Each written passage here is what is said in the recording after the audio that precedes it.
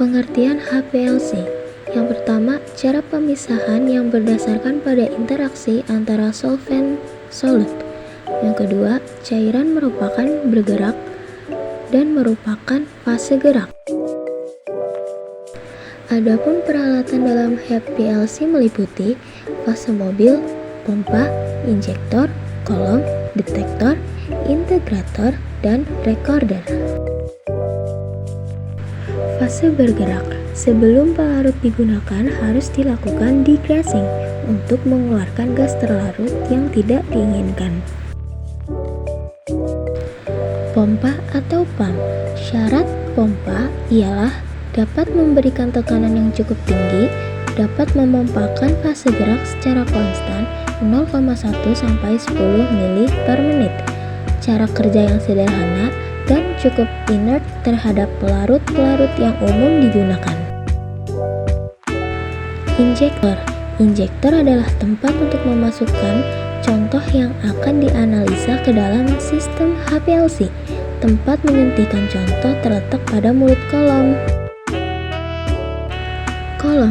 Kolom yang baik harus memenuhi syarat sebagai berikut. Pertama, menghasilkan perluasan minimum pita-pita sampel yang terpisah. Kedua, terbuat dari bahan stainless steel yang berkualitas. Yang ketiga, dapat menahan tekanan selama proses dan reaksi kimia dari fase gerak. Yang keempat, memiliki permukaan kebaca terhadap sampel. Yang kelima, dinding bagian dalam kolom harus licin.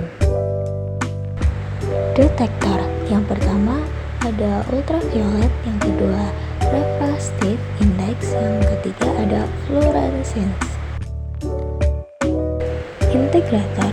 Fungsinya untuk mengubah tanda-tanda atau sinyal-sinyal listrik dari detektor menjadi suatu puncak grafik. Recorder.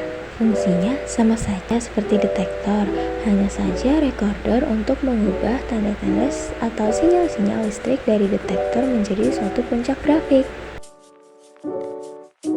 Cara melakukan analisa. Yang pertama, atur suhu yang diinginkan, tunggu sampai suhu tercapai. Yang kedua, injeksikan larutan standar sampai didapat hasil yang stabil. Yang ketiga, injeksikan larutan sampel. Dan yang keempat, hitung kadar sampel atau bisa dilihat dari kurva kromatogram pada monitor.